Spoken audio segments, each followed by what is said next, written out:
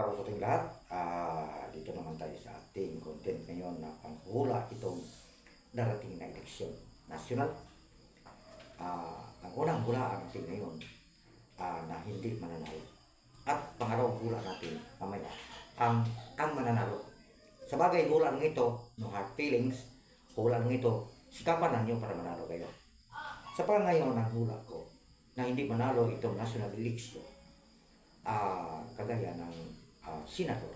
Ngayon, walang iba ay nangunguna sa aking paghula ay si Franz Castro. Pangalawa, si Manuel. Pangatlo, sa aking hula ay si Pacquiao. Si Manny Pacquiao, hindi rin mananalo yan.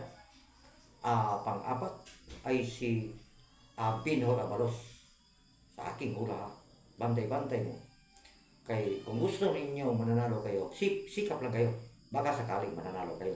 Pero sa aking hula, sa pagkangayon, itong nabanggit ko, mukhang malabo talaga. Hula lang ito. No hard feelings lang ang hula ito. Kasi sa amin, sa pagkakataon na ito ngayon, itong dating eleksyon ay sa amin na naman ang paghuhusga sa inyo. Ipakita na namin ang husga namin kung sino ang karapat-dapat o sino rin na ayaw namin. Ito. Yan, sila ay hindi. Medyo mayroong 50-50. Ang 50-50 dito, si Tito Soto, kay matanda na, puti na kayo ang ulo, puti na kayo ang iyang bigote. Shout out sa iyo, Idol Tito Soto. Pahinga ka na. Ipawaya mo lang sana sa mga kabataan at nag-graduate ng mga abogado. Kaya niyon ang nakakaalam. Dapat makaupo sa nasyonal na yan, kagaya ng sa senador, ay dapat sana ay puro abogado. Kasi kung abogado ka, medyo karapat-dapat talaga. Sa Congress, dapat yan, abogado talaga lahat yan. Pero mayroon naman dyan, yan kagaya si Franz Castro, hindi talaga mananalo yan si Franz Castro. Kahit ano gawin niya. Hula lang yan. Ngayon dito naman tayo sa sunod. Yung hula ko naman sa mananalo. Matay sa tingin ko. Taknatsir, Bongo. Si Senador Bongo ang taknatsir. Ang pangalawa, si Pastor Kibuloy ang pangalawa. Ang pangatlo ay si Senador Bato de la Rosa. At yung isang aktor may nagsamahan niya. Halos lahat ang Philippine Laban ay makalusot sa ating tingin. Yan ang aking hula, mga kapatid. Ito hula mo lang na ang sabi ko, sikapan ninyo lang na mananalo kayo. Kasi ang hula hula lang mayroon. Totoo, mayroon hindi. Pero sa vibration ko lang, sa nanatakbo ngayon, na hindi mananalo, vibration lang ito. Kasi, nagtanong-tanong ako dito lang sa aming lugar. Siguro next week, magtanong tayo itong grupo ni BBM at saka grupo ni PDP Laban kang Duterte. Tanongin natin kung saan ang gusto nila. Survey tayo, no?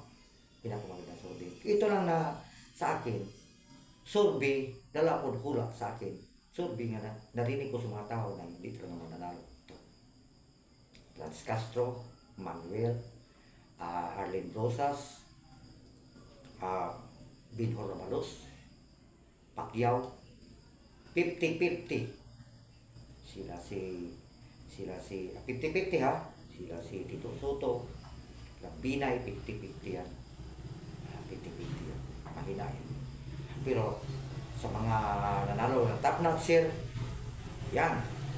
Bongo, Senador Bongo, si si Pastor Kibuloy. Ang pangatlo ay si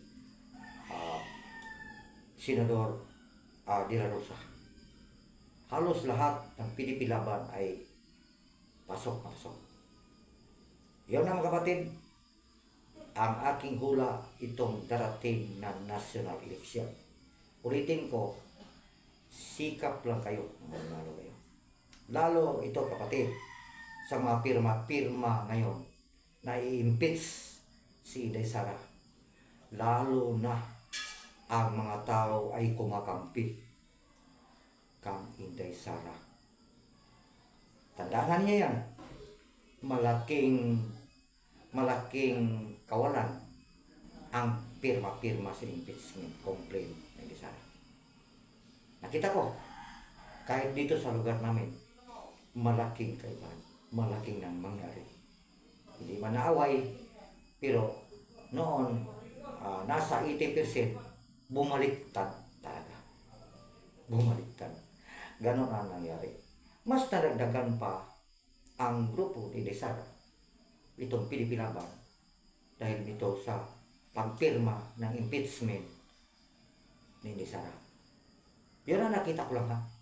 Kasi lahat tayo may kanya-kanya tayong pananaw sa ating mga politiko. Kasi kailangan yan natin na mayroon tayong kanya-kanyang pananaw. Kasi ang politiko ay makaupo, yan ang naghahawak sa atin. Kagaya ng Presidente, Vice President, naghahawak sa atin dito sa Republika ng Pilipinas kung paano tayo masinso. Pero sa tingin ko hanggang ngayon, wala tayong asinso. Mas lalo tayong lugmok sa kahirapan. Yun lang kapatid. Maraming salamat. Huwa!